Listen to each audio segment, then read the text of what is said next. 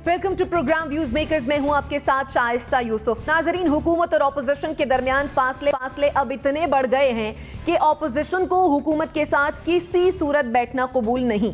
मुत्तहिदा opposition ने पार्लिमानी कौमी सलामती कमेटी के 6 दिसंबर को होने वाले इन कैमरा इजलास के बॉयकॉट का फैसला किया है।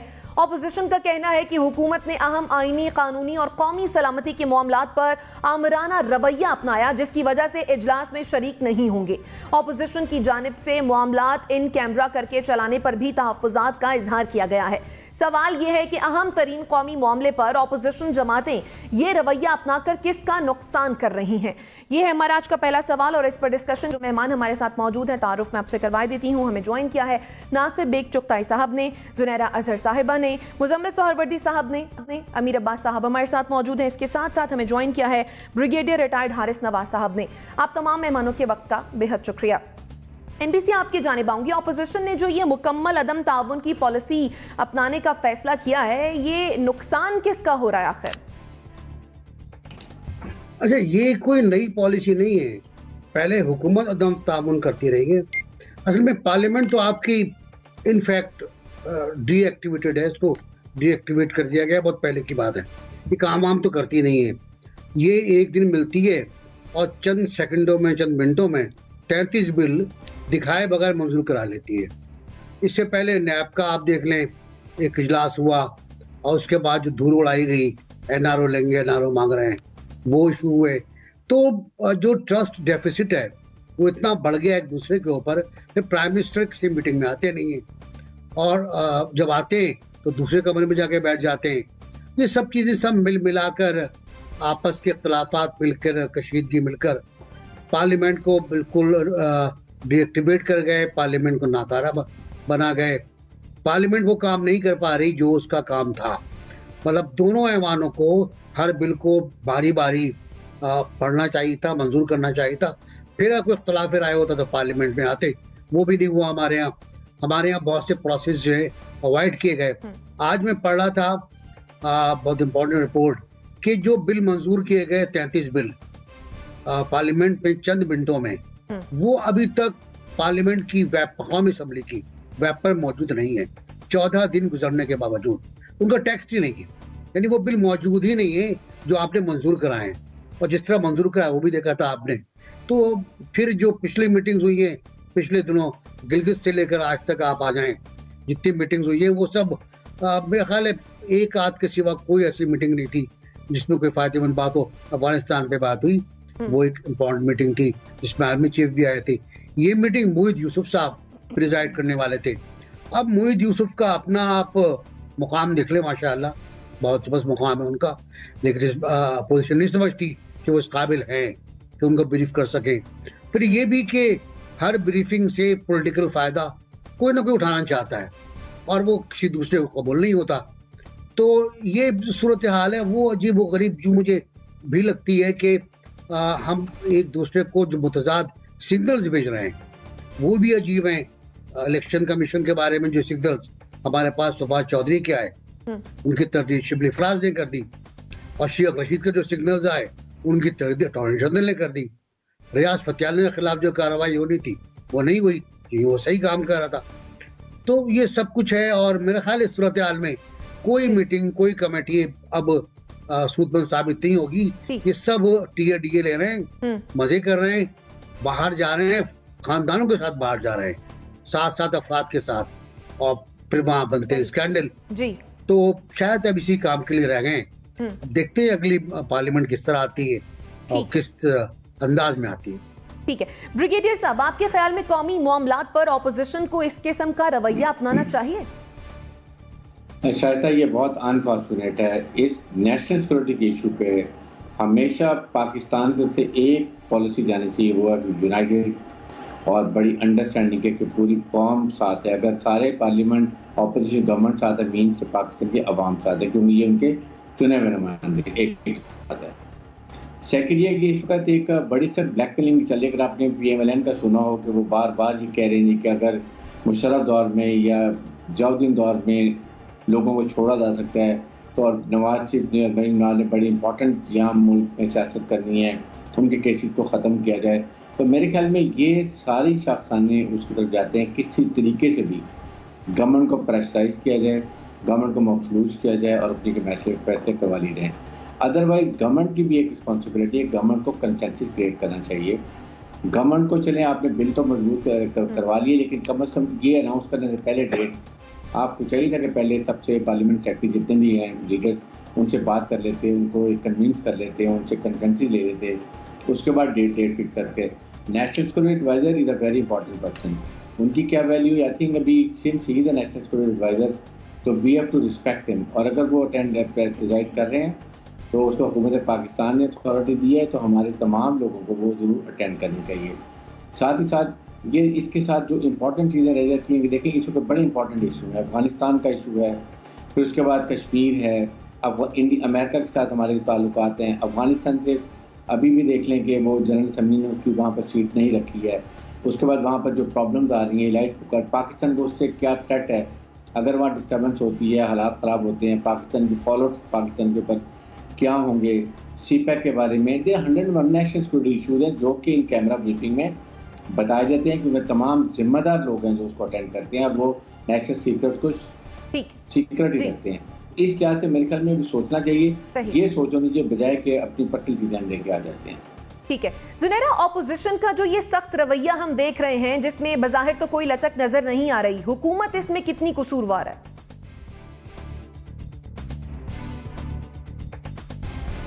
Thank you Shaista. मेरे ख्याल है इक्वली रिस्पॉन्सिबल हैं दोनों साइड्स, बिकॉज इस चीज़ का आगाज़, इस रवैये का आगाज़ तो गवर्नमेंट की तरफ से ही हुआ कि तकरीबन सारी चीज़ें ऑर्डिनेंसेस की बेस पे डिसाइड होने लग गई। पार्लियामेंट में वज़ीर आज़म का ना आना, जब आना तो हाथ भी नहीं मिलाना उन्होंने अपोजिशन के लीडर्स से या किसी और से, क्योंकि वो समझते हैं कि वो लेजिटिमेसी ख़त्म हो जाएगी उनकी मॉरल अगर वो उनसे हाथ मिला लेंगे। तो फिर इसी तरह पार्लियामेंट के इजलास में जो बिहेवियर्स दोनों साइड से हमने देखे, एक वक्त में 33 बिल्स का पास होना, वाहिद चीज़ जिस पे मैंने बहुत स्विफ्ट किस्म की परफॉर्मेंस देखी है सारी पार्टीज़ की, वो थी एक्सटेंशन चीफ की, आर्मी चीफ की। उस पर तो सर झुका के सब ने काम किया, बिकॉज सबको लगता था हमारे फंसे हुए काम, हमारी लीगल बाउंडिंग्स, हमारे केसेस, जो कुछ भी है वो इससे क्लियर हो जाएगा, तो सब ने वहाँ हाज़िरी लगाई। उसके अलावा यू नेम इट, कोई ऐसा मामला क्योंकि नेशनल इम्पोर्टेंस का था जिसमें नेशनल इंटरेस्ट होना चाहिए था दोनों साइड्स का ही नहीं था। जिस तरीके से बंद कमरे में चैम्बर में जाके प्राइम मिनिस्टर बैठ जाते हैं, जैसे अभी एनबीसी भी कह रहे थे, इसी तरह आपने आईएमएफ से लोन किन शराइत पे लिया है उसका हमें कुछ नहीं पता। सऊदी अरेबिया से नया पैक्ट किन बेसिस पे हो रहा है, वो गवर्नर पंजाब जो वहाँ जाके बोल रहे हैं मैनचेस्टर में, उसमें कितनी सच्चाई है हमें नहीं पता। अफ़गानिस्तान के लिए आप इतनी अपील्स कर रहे हैं दुनिया में, टीटीपी से आप मुज़ाकरात कर रहे हैं, उस पर बुलाएं लोगों को, बैठें, हम लाइव या इन कैमरा चलें। वैसे तो हमारा हक है कि हम पार्लियामेंट की डिबेट देखें। Nothing is happening. तो फिर यही होना था इनमें, और अब तो वो लेवल आ गया जिसमें ऑडियो वीडियो लीक्स, जो कि इंतहाई गिरा हुआ एक लेवल है हमारी पॉलिटिक्स का। आई डोंट नो इससे नीचे कहाँ जाएंगे ये लोग। तो इस माहौल में अगर ये बैठ भी जाते हैं तो क्या होगा। दूसरा, आप डाइकोटमी देखें कि वो नेशनल सिक्योरिटी की इन कैमरा ब्रीफिंग में इसलिए नहीं आएंगे क्योंकि वहाँ पे मोहिद यूसुफ है। अगर आर्मी चीफ होते या DGISI होते तो शायद फ़ौरन आ जाते। तो मेरे ख्याल है कि इट्स वेरी क्लियर कि दोनों साइड्स ने कोई कम रोल नहीं प्ले किया। ठीक है मुज़म्मिल सोहरवर्दी साहब, आपके ख्याल में ऑपोजिशन क़यादत को अपने इस फैसले पर नजरसानी करने की जरूरत है या नजरसानी करेगी ऑपोजिशन क़यादत? नहीं, मेरा नहीं ख्याल है। देखिए, कौमी सलामती का जो चैप्टर है वो तो फौज के पास है, और जब कभी भी पाक फौज ने नेशनल सिक्योरिटी पे कोई ब्रीफिंग इन कैमरा या देनी चाहिए है, उसको अपोजिशन ने अटेंड किया है, क्योंकि वो नेशनल सिक्योरिटी के जिम्मेदार हैं और उनके पास है। और हुकूमत का उसमें कितना किरदार है ये बताने की ज़रूरत तो नहीं है कि हुकूमत उसमें डमी है। फ़ौज खुद देखती है ये मामलात, और फ़ौज ने जब ब्रीफिंग देना चाहिए वो सब ने अटेंड की है। मोहिद यूसुफ का क्या किरदार है इसमें, उसकी क्या परफॉर्मेंस है, वो नेशनल सिक्योरिटी पे क्या ब्रीफिंग देंगे, उन्हें क्या पता है इस बारे में। वो तो खुद बेचारे ग्रीन कार्ड होल्डर हैं, उनका पाकिस्तान में मेरा मतलब है कि कितना ताल्लुक है। ये सब पैराट्रूपर्स जो ग्रीन कार्ड होल्डर्स आए हुए हैं, इन सब ने वापस चले जाना है। तो इसलिए मेरा ख्याल है ये दुरुस्त फैसला है कि जब कभी पाकिस्तान की कौमी सलामती के इदारे पाकिस्तान की कौमी सलामती पर कोई बात करना चाहते हैं तो वो बहुत संजीदगी से सुनी जाती है और उनसे बात भी की जाती है और उस पर इनपुट भी दिया जाता है। लेकिन अगर कोई डमी आदमी और अभी कोई डमी जिनका कोई रोल नहीं है, जो आओ पियो खाओ पियो है, उनसे बात करनी, उनका लेक्चर सुनने की क्या जरूरत है? और जब पता है कि इनका कोई किरदार ही नहीं है इस सारे मामले में, जहां फैसला होना है, जिसने फैसला करना है उसी की बात सुनी जानी है ना। अब ये कहें जी कि वो आर्मी चीफ आ जाते हैं तो उनकी सब सुनते हैं, भाई उनका फैसला है, फौज का फैसला है, फौज एक इदारा है, DGISI जब बात करते हैं उसकी इनपुट है, लिहाजा सब बड़ी संजीदगी से उनकी बात सुनते हैं क्योंकि राइट फोरम है। और इनकी इसलिए नहीं सुनते कि इनका इसमें कोई रोल ही नहीं है और सब जानते हैं कि सब बात आर्मी चीफ से करते हैं। इवन इंटरनेशनल डिप्लोमेसी में भी इस वक्त सारी बात आर्मी चीफ से हो रही है। हमारे प्राइम मिनिस्टर से तो कोई बात करना मुनासिब नहीं समझता और कुछ नेशनल सिक्योरिटी एडवाइजर जो खुद कहते रहे कि फोन नहीं आता, तो अमेरिकन भी आर्मी चीफ से बात करते हैं, रशियंस भी आर्मी चीफ से बात करते हैं, सब उनसे बात करते हैं। तो मैं समझता हूँ ठीक है, जब वो कोई ब्रीफिंग देना चाहेंगे तो वो जरूर सुननी चाहिए और इनकी सुनने की क्या जरूरत है। ठीक है अमीर अब्बास साहब, कौमी सलामती यकीनन एक बहुत ही अहम मामला है। आपके ख्याल में हुकूमत को अपोजिशन जमातों को मनाने के लिए कोई किरदार अदा करना चाहिए, बिलखुसूस अगर वजीर आजम साहब की हम बात करें तो? देखिए, पहली बात तो ये कि कौमी सलामती इनके लिए, इनसे मुराद इस पूरे तबके के लिए, इस मुल्क की जो पूरी सियासी अशराफिया है, उनके लिए कौमी सलामती के क्या मानी है, क्या हैसियत है। उनके लिए ताकत की सलामती की कोई कमेटी बना दें, वो जाएंगे ज़रूर। उनके लिए इक़्तिदार की सलामती की कोई कमेटी बना दें, उसमें ज़रूर जाएंगे। जहाँ जो कमेटी इनके इक़्तिदार को कहे कि जी ता क़यामत आपको इक़्तिदार मिलता रहेगा। इनके लिए कोई माल बचाओ कमेटी बना दें सलामती की, तो ये वहाँ जाएंगे। इनके लिए कोई औलाद बचाओ, कारोबार बचाओ कमेटी बना दें, तो ये उसमें ज़रूर जाएंगे। इस मामले के ऊपर आपकी पार्लियामान संजीदा है। पार्लियामान की बात हो रही तो उसका मतलब है इसमें दोनों तबके शामिल है, हुकूमत भी और अपोजिशन भी। किसी एक इशू के ऊपर आप इन 3.25 साल में उठा के देख लें जहां इन्होंने संजीदगी का मुजाहरा किया। ये जब बैठे गंद करके उठते हैं वहां पे, माशाल्लाह, जब भी ये इकट्ठे बैठे हैं पार्लियामेंट के अंदर, इन्होंने गालियां दी, इन्होंने किताबें उठा के फेंकी, इन्होंने माइक उखाड़ के फेंके, इन्होंने स्पीकर के डायस का घेराव किया उधर से और इधर से। माशाल्लाह जो हुकूमत के हॉकिश हैं, वो मुराद सईद हैं, वो बाकी लोग हैं, उन्होंने उनके ऊपर गालियां, जरदारी, चोर, नवाज शरीफ, डाकू, फलाना। उनको इसके अलावा कुछ नहीं आता, इनको उसके अलावा कुछ नहीं आता। तो इनके लिए तो कोई कमेटी कुछ मान ही नहीं रखती है ना किसी किस्म की संजीदगी का। जहां तक हुकूमत का रवैया है, तो इससे पहले जब कौमी सलामती की पार्लिमानी कमेटी के जितने इजलास हुए इन कैमरा, इस 1 साल के अंदर ये 3रा इजलास हो रहा है। पहले जो 2 थे उनके अंदर आर्मी चीफ और DGISI ने ब्रीफिंग दी, प्राइम मिनिस्टर नहीं उसमें तशरीफ लेकर आए। गिलगित बल्तिस्तान के हवाले से फौज ने पार्लिमानी रहनुमाओं को ब्रीफिंग दी, उसको अबूरी सूबा बनाने के लिए प्राइम मिनिस्टर नहीं तशरीफ लेकर आए। तो प्राइम मिनिस्टर तो इन सबको हेज समझते हैं, शूदर समझते हैं, वो है ब्राह्मण। उनको इनके साथ बैठते हुए वो समझते हैं कि ये तो बड़ा, मैं अपने से कमतर लोगों के साथ बैठ रहा हूं। तो ना उनका रवैया संजीदा है, ना इनका रवैया संजीदा है। और इसमें नुकसान किसका हो रहा है? आपके पॉलिटिकल प्रोसेस का नुकसान हो रहा है। लोगों का एतमाद आपके पॉलिटिकल प्रोसेस से उठ चुका हुआ है। लोग कह रहे हैं कि ये इलेक्शन एक ड्रिल है, ये 5 साल के बाद हो रहा है, इसका हमसे, इस मुल्क से कोई लेना देना नहीं है। ये चंद इस मुल्क के 1500-1600 लोग हैं जिनका एक खेल है, उस खेल के ऊपर जो है वो ये रियासत वारे जा रही है और पूरा प्रोसेस जो है इस वक्त वो क्वेश्चन मार्क उस पर लग चुका। ठीक है ब्रिगेडियर साहब, जुनैरा का कमेंट ले लूं फिर आपकी जानिब आती हूं। जुनैरा, आप कुछ ऐड करना चाह रही थी? मैं सिर्फ ये कहना चाह रही थी कि जब हम नेशनल सिक्योरिटी की बात करते हैं तो इसका सिर्फ मतलब बॉर्डर का डिफेंस या वो वाली सिक्योरिटी नहीं होती जिसमें बाहर के ममालिक इन्वॉल्व हैं और हम पे कोई अटैक हो सकता है या कोई हाइब्रिड वॉर चल रही है। नेशनल सिक्योरिटी में आपकी फूड सिक्योरिटी भी आती है, ह्यूमन सिक्योरिटी आती है, आपकी इंटरनल सिक्योरिटी आती है, आपकी इंस्टीट्यूशंस की परफॉर्मेंस, हर चीज़ इन्वॉल्व होती है। बिकॉज एक नेशन को जिस चीज़ की ज़रूरत है वो उसकी सिक्योरिटी है। तो national security is a big paradigm. वो जो एक्सटर्नल थ्रेट है वो उसका सिर्फ एक यूनिट है और जब उस पर बात होनी होगी तो यकीनन वो आर्मी चीफ या DGISI ही आएंगे।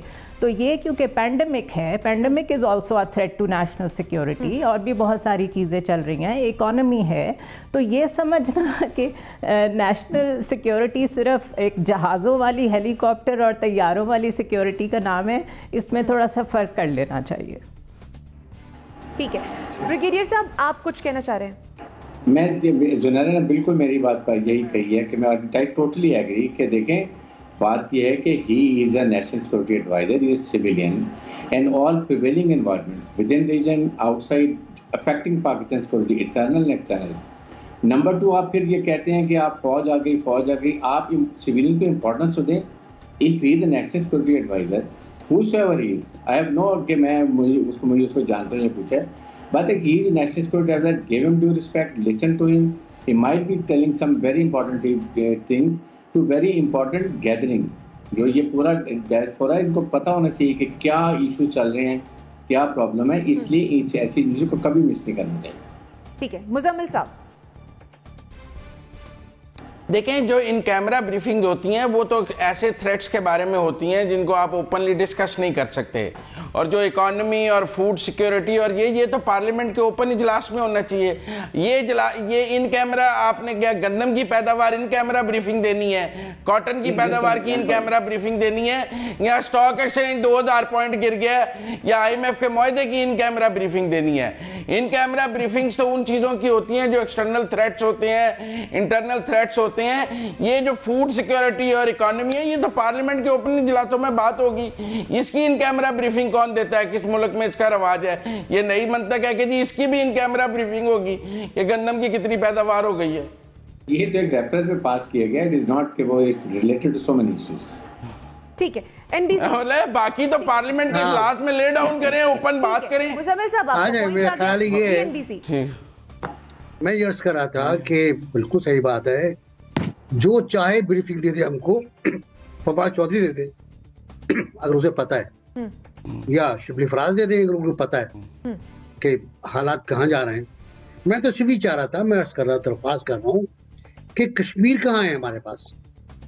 हम अफगानिस्तान की बहुत लतरानी कर रहे हैं, हम फलस्तीन पे बहुत ज्यादा दौड़ते भागते, सिक्योरिटी काउंसिल का इजलास बुला लेते हैं, हम अफगानिस्तान पे हम OIC का इजलास बुला रहे हैं। कश्मीर किधर है, किस खाने में पड़ा हुआ है? हमारा जो एम्बेसडर था कश्मीर का, वो क्या कर रहा है? कश्मीर में गुज़िश्ता 15 दिन में 30 अफराद, गलत हम रिपोर्ट कर रहे हैं, 15-16 अफराद, 30 अफराद नौजवान, कड़ियल नौजवान जिनकी उम्र 17 साल से 25 साल है, घरों से निकाल के कत्ल किए गए, उनके घरों को आग लगाई गई है और उनकी बस्तियों को उजाड़ा गया है। हमारे दफ्तर खारजा ने एक इंतहाई अहमकाना रूटीन का बयान जारी किया है कि हम मजम्मत करते हैं। हम कहाँ तक मजम्मत करते रहेंगे? सवाल ये, हम कब प्रोएक्टिव होंगे?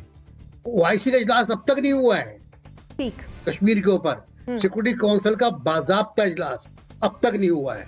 मुझे कोई बता दे उसके मिनट्स कि कितने वोट पड़े, कितने वोट खिलाफ आए। ठीक, मुजम्मिल कोई साहब, इजलास नहीं हुआ है। हम अपनी सिक्योरिटी पर सीरियस नहीं है। ठीक, अफगानिस्तान हमारी सिक्योरिटी का मसला है, उसको भी देख लें आप, लेकिन जो कश्मीर का मसला है उसको क्यों भुला रहे हैं आप बार बार? तो मोहित यूसुफ साहब से भी कहते हैं ना, कभी उस पर बात कर लें। ठीक है, मुजम्मिल साहब क्विकली ऐड कीजिएगा। फिर तो NBC ये भी किसी को हमें बताना ही चाहिए कि श्रीनगर से शारजा की जो फ्लाइट की पहले इजाजत दी गई पाकिस्तान के ऊपर, वो किसने दी, और फिर बाद में कैसे फिर बाद में उसको वापस कैसे लिया गया, पहले इजाजत किसने दे दी और फिर कैंसिल किसने किया? ठीक है, अमीर अब्बास साहब। यहाँ तो इस तरह के मजाक भी हो रहे हैं, यहाँ तो इस तरह के मजाक भी हो रहे हैं कश्मीर के साथ। ठीक है, मुजम्मिल साहब आपका पॉइंट आ गया। अमीर अब्बास साहब, मुजम्मिल साहब को एक यानी मोहित यूसुफ के ऊपर एतराज़ है, जिसको प्राइम मिनिस्टर ने अपना नेशनल सिक्योरिटी एडवाइज़र रखा, और जाहिर बात है जिस आर्मी चीफ और DGISI की ब्रीफिंग को ये ज़्यादा मुकद्दम समझते हैं, ज़्यादा मुकद्दस समझते हैं मुजम्मिल साहब, उन्हीं की अप्रूवल से और उन्हीं की रजामंदी से मोहित यूसुफ साहब को लगाया गया था। तो मोहित यूसुफ साहब अगर आगे कोई ब्रीफिंग दे रहे हैं तो उसके ऊपर मुजम्मिल साहब को उनको अंडरमाइन नहीं करना चाहिए, उनको ह्यूमिलिएट नहीं, वो नेशनल सिक्योरिटी एडवाइजर हैं। अगर नवाज शरीफ साहब ने, नासिर जंजुआ साहब नहीं, हमारे यहाँ तो अमीर अब्बास, सॉरी मैं काटता नहीं बात को, हमारे यहाँ तो गुलाम मोहम्मद भी गवर्नर जनरल बन के आया था, हमने कबूल कर लिया था। ठीक है, पुरानी ठीक है। बात जुनैरा छोड़ें, क्विकली कमेंट कीजिएगा, इसके बाद मुझे ब्रेक की जाने बढ़ना है। Yeah, I just wanted to say कि इन parliamentarians का ये काम है, this is their job to go everywhere wherever they are called. इनको चाहे कोई अच्छा लगे बुरा लगे, जाके सुनेंगे तो बताएंगे ना कि क्या ब्रीफ हुआ। हम पहले से उस पर क्यों लड़ रहे हैं कि वहाँ पे इकोनॉमी पे बात होनी है या क्या होनी है। इनका काम यही है, ये जाते नहीं है, पैसे ज़ाया करते हैं, ऐश कर रहे हैं हमारे टैक्सेस पे। नवाज शरीफ जो सजा याफ्ता हैं, इश्तिहारी हैं, प्रोक्लेम्ड ऑफेंडर हैं, यहाँ से उनको मुजम्मिल साहब पूरा राइट देने को तैयार हैं। उनको पाकिस्तान के टीवी चैनल से भी राइट मिले, उनको जलसों में भी राइट मिले, वो सब कुछ तलपट ललगार नहीं वो सुल्तान अमीर अब्बास साहब, अमीर अब्बास साहब, वो सब ठीक है। नहीं, मैं तो कहता हूँ जितने लोग नवाज शरीफ को वोट डालते हैं ना, जितने लोग नवाज शरीफ को वोट डालते हैं, उन सबको एक जगह जमा करके ऊपर एटम बम मार दें। क्यों मारे? उससे कम पे तो आपकी तसल्ली होनी नहीं। करोड़ों लोग उनको वोट डालते हैं, उन सबको एटम बम मार दें आप, क्योंकि इससे कम पे तो तसल्ली होनी नहीं है। नहीं, जो वोट देते हैं हमें उनसे कोई सरोकार नहीं है, वो हमारे लिए काबिल एहतराम है। जिनको वोट दिलवाना चाह रहे हैं सरोकार सबको मारते हैं, वो सब गद्दार हैं। जो वोट देते हैं वो सब गद्दार हैं। उनसे वो एक इश्तिहारी को और मफरूर को वोट देते हैं, तब तो एक नंबर मारते हैं। और जब ब्रेक से वापस आएंगे तो फिर अगले सेगमेंट बढ़ते हैं। स्टे विद अस।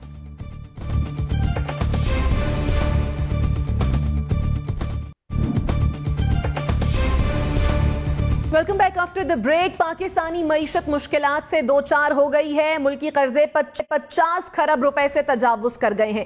रुपए की कदर मुसलसल गिर रही है। किसान महंगी खाद खरीदने पर मजबूर हैं। स्टॉक मार्केट में सरमायाकारों के अरबों रुपए डूब रहे हैं। इस IMF की शर्त पर 150 अरब रुपए के टैक्सों का मिनी बजट तैयार हो चुका है, जिसके मुतालिक गवर्नर पंजाब चौधरी सरवर ने कहा है कि IMF ने कर्ज के बदले हमारा सब कुछ लिखवा लिया है। सवाल यह है कि ये सारे अशारिये और हालात मुल्की मईशत को किस तरफ ले जा रहे हैं। जुनैरा, पाकिस्तानी मईशत जितनी मुश्किलात से दो चार है, क्या ये जंग होती नजर आ रही है? देखिए, ये तो अभी आगाज़ है, एक नई तरह की मईशत हम देख रहे हैं। कल ही प्रोग्राम में हमने ये बात की थी कि पाकिस्तान के जो एसेट्स हैं उनकी भी बात हुई है। सऊदी अरेबिया को जो हमें पैकेज मिल रहा है 72 आवर्स में, अगर वो हमसे वापस मांगते हैं तो एलिजिडली, अभी ये कंफर्म नहीं है, ये बातें सिर्फ सुनने में आ रही हैं कि वो पाकिस्तान के जो एसेट्स हैं ओवरसीज़ उनको कैप्चर किया जा सकता है उसको पूरा करने के लिए, उस कर्ज को पूरा करने के लिए। यही बात चौधरी सरवर ने और अल्फाज में कही है कि हमसे सब कुछ लिखवा लिया है। अब अगर आप 22 नवंबर के उन नेगोशिएशन, स्टाफ लेवल नेगोशिएशंस को देखें जिसमें हमारे मशीर ख़जाना गए हुए थे, तो उसमें जो 6 बिलियन का पैकेज अप्रूव हुआ है वो ग्रेजुअल मिलेगा, और उसमें आपकी पहली किस्त भी जो मिलनी है उससे पहले fiscal and administrative institutional reforms आप करेंगे उनकी मर्ज़ी के तो मिलेगा। उसी में वो स्टेट बैंक की ऑटोनॉमी भी आती है जिस पे लोग बात कर रहे हैं।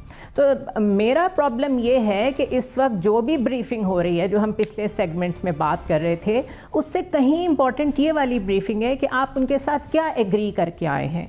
ये तो मुझे आपको जानने का हक है कि अभी आपने उनकी पहली किस्त ली नहीं है और उससे पहले आप मिनी बजट ले आए हैं, और साथ हमें बता भी दिया है कि हर महीने पेट्रोल की प्राइसेस बढ़ेंगी, उसका पूरा फार्मूला भी बता दिया कि असल में वो इंटरनेशनल मार्केट की वजह से हो रहा है। तो मुझे ग्रीस का सिक मैन ऑफ यूरोप कहते हैं, ग्रीस को, इटली को, सॉरी, बिकॉज उनको जब इस तरह का बेल आउट पैकेज मिला था, रोज़ाना उनका प्राइम मिनिस्टर स्कूटर पे बैठ के जाता था, उनसे डिस्कशंस करता था, और वो डिस्कशंस फेल होती थी और वो वापस आता था।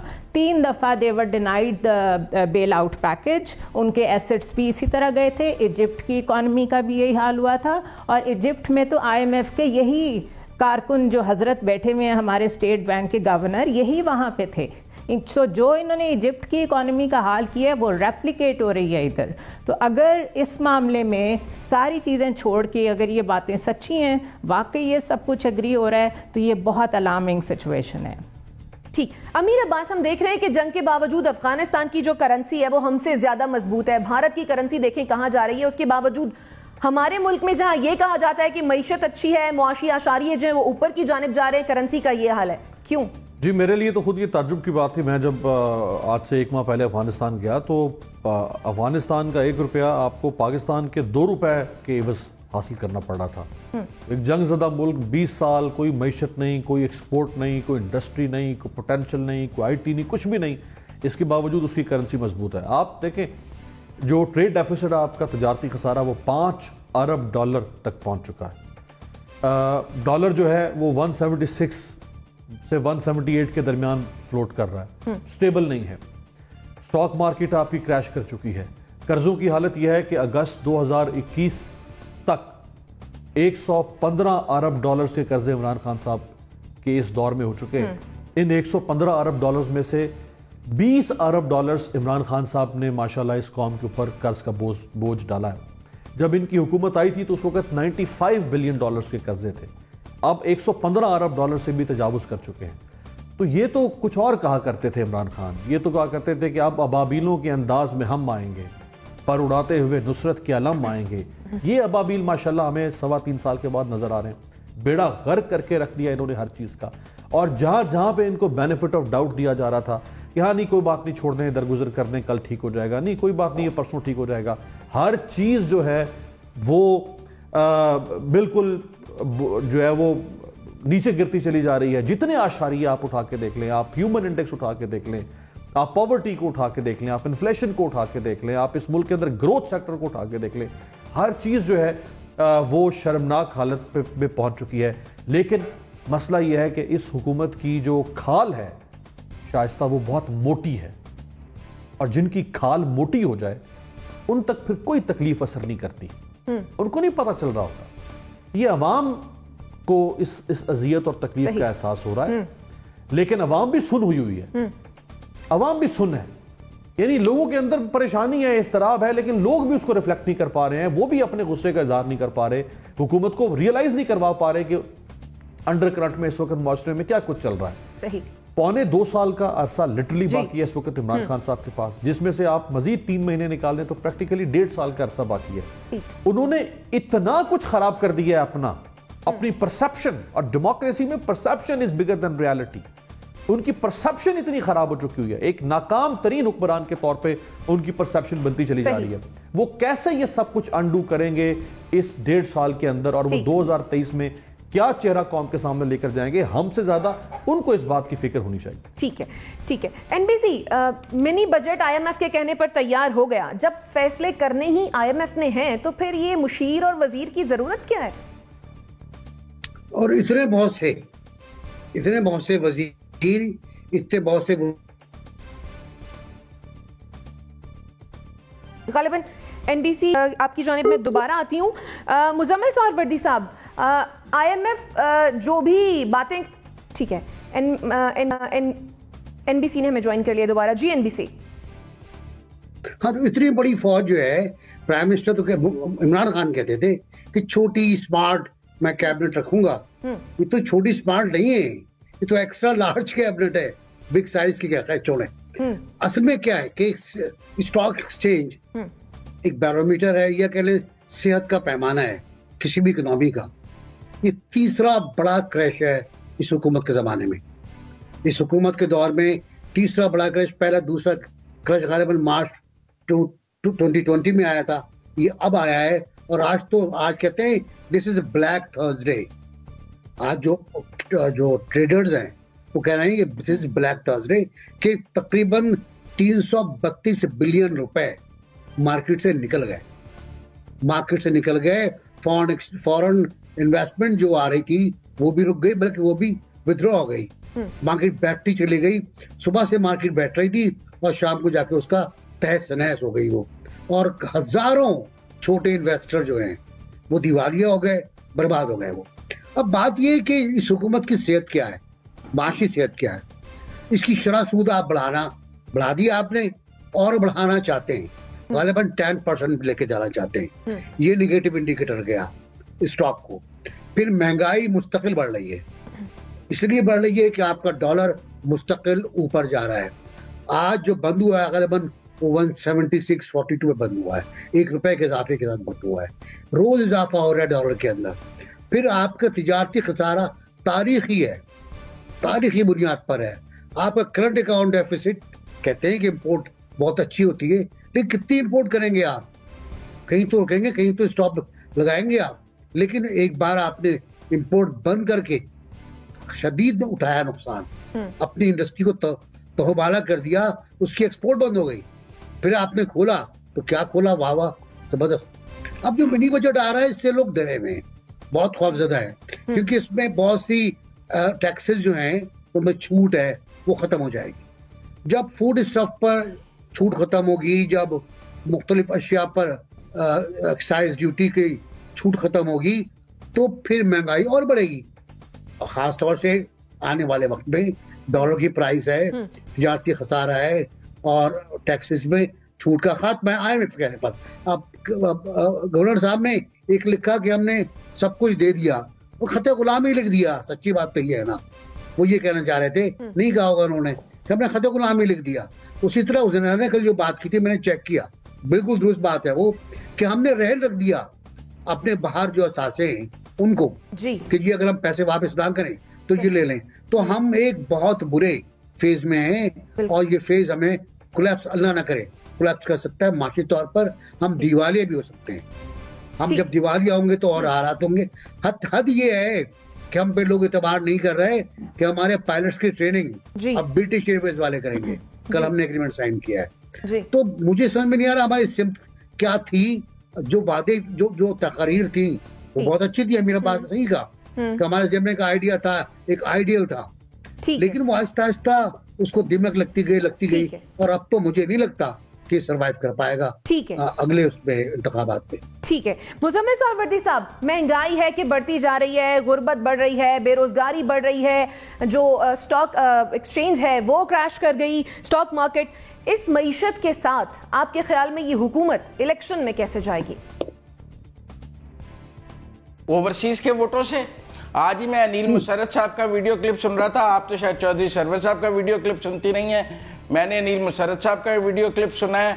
उन्होंने कहा है कि मईशत बहुत दुरुस्त समत में जा रही है, पाकिस्तान तरक्की कर रहा है, माशी इस्तेकाम आ रहा है, तमाम माशी इशारे मुस्बत हैं। तो ओवरसीज के वोटों से जीतना है, ये 22 करोड़ अवाम जाएं जहन्नम में, इनका किसको परवाह है? वो वोट आएंगे अबाबीलों की तरह आएंगे और इस हुकूमत को दोबारा जितवा के हमारे ऊपर दोबारा बरसर इक़्तिदार लेके आएंगे। कोई पाकिस्तान के रहने वालों के सिर पे अगर इलेक्शन जीतने की कोई स्ट्रेटजी होती तो यकीनन इनके बारे में सोचा जाता, क्योंकि आप तभी लोगों के बारे में सोचते हैं जब आपने लोगों से वोट लेने हो।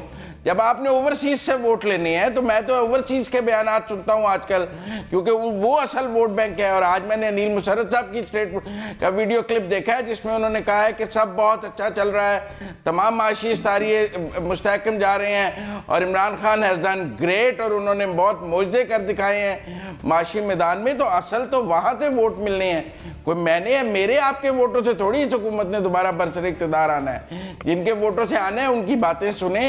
रोज और डॉलर 1 रुपया बढ़ता है, रोज पाउंड 2 रुपए बढ़ते हैं, वो तालियां बजाते हैं, उनकी दौलत में इजाफा होता है, वो इमरान खान को दुआएं देते हैं।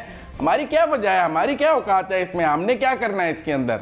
अगर कोई पाकिस्तान के अवाम का दर्द हो और पता हो कि यहाँ रहने वाला 25-30 हज़ार 40 हज़ार की तनख्वाह लेने वाले का क्या हाल है इस वक्त, तो यकीनन वजीर आज़म को परेशानी हो। लेकिन वजीर आज़म को तो परेशानी है कि किसी तरह ओवरसीज का वोट बैंक आ जाए, किसी तरह EVM लग जाए। पाकिस्तान का सबसे बड़ा मसला इस वक्त डॉलर की प्राइस नहीं है, पेट्रोल की प्राइस नहीं है, EVM है सबसे बड़ा मसला। पाकिस्तान के तमाम मसाइल का हल EVM और ओवरसीज के वोट हैं जिनसे आपने दोबारा बरसर इक़्तिदार आना है। ये अमीर अब्बास साहब ऐसे ही परेशान हो रहे हैं कि वो कैसे अवाम में जाएंगे, किससे वोट लेंगे, परसेप्शन क्या बन गया है। भाई इन चीजों का कोई ताल्लुक ही नहीं है, आप पता नहीं किस दुनिया में रहते हैं, कैसी बातें करते हैं। उन्होंने ओवरसीज से वोट लेने हैं, EVM से आना है, वो प्रोसेस पूरा है। ठीक है, आपका पॉइंट आ गया मुजम्मिल साहब। NBC ब्रिगेडियर साहब का कमेंट लेके आपके जाने बात क्यों। ब्रिगेडियर साहब, आपके ख्याल में इस दौरे हुकूमत में क्या मईशत दोबारा अपने पांव पर खड़ी हो पाएगी? देखिए, हालात ठीक नहीं नजर आते हैं। सबसे बड़ी मुझे एक बात की समझ नहीं आती है कि अगर वो आपको अभी वो आपकी टर्म्स कंडीशन जो हमें सूट नहीं कर रही थी वो जोर दे रहे थे, 2 महीने वेट करें। कमोडिटी दुनिया की प्राइस ऊपर गई हुई है, आपको क्या इमरजेंसी पड़ी हुई है क्या 2 महीने 3 महीने पाकिस्तान की मैशत IMF वर्ल्ड बैंक के कर्जे के बाद नहीं चल सकती? अभी उन्होंने आपको $1-2 बिलियन ही देना था, वो आपके पास पड़े हुए हैं, आपके फॉरेन एक्सचेंज में पड़े हैं। What is the urgency, why there in panic? और फिर जब आप अपना स्टेट बैंक का गवर्नर बाहर से लेके आएंगे, IMF की उसकी एफिलिएशन होगी, उससे वापस वहीं पर चले जाना है। मुझे समझ नहीं आता पाकिस्तान के अंदर आपको कितने फाइनेंशियल एक्सपर्ट्स हैं कि वो नहीं उनको स्टेट बैंक का गवर्नर लगा सकते। फिर उसके बाद आपके जो ये स्टॉक एक्सचेंज बैठ रही है, आप देखें कितनी इंटरेस्ट रेट कितना कर दिए, 11.5%, 1.5% बढ़ा चुके हैं। पहले 1.5 बढ़ाया था, अभी और बढ़ गया, और जिसकी वजह से जब अनसर्टनली होती है मार्केट में तो आपकी स्टॉक एक्सचेंज बैठ जाती है। लाइकवाइज अब सऊदी अरब से जो अभी लोन लिया है, जो आपके अकाउंट में आया है, 4% पे आपने लिया है, 4%। आई एम शॉक कि ये कैसे करेंगे, क्या करेंगे। और फिर ये इंपोर्टेड जो ट्रेड डेफिसिट है, इंपोर्टेड आइटम ना क्यों खरीद लेकर आ रहे हैं? 10% 15% लोग इंपोर्टेंट आइटम जो सूफ लेते हैं, जिसमें दालें आप छोड़ दें, बाकी बिस्किट जो लवाजमात हैं, why do import? Stop it. Pakistan में जो चीज़ें मिलती हैं बिस्किट क्वालिटी, वो करें। आई थिंक ये चीज़ें हमें सोचनी है कि जिसकी वजह से इस वक्त बहुत बुरे हालात हैं। इसको हुकूमत की फाइनेंशियल टीम को बैठ के अपनी एडवाइजरी टीम बनाई है, उससे मशवरा कर लेते IMF में जाने से पहले। ठीक है, NBC और जुनैरा आपका कमेंट ऐड करूंगी, लेकिन अभी मुझे ब्रेक के नाज़रीन ब्रेक से वापस आते हैं और फिर गुफ्तगू के सिलसिले को आगे बढ़ाते हैं। Stay with us.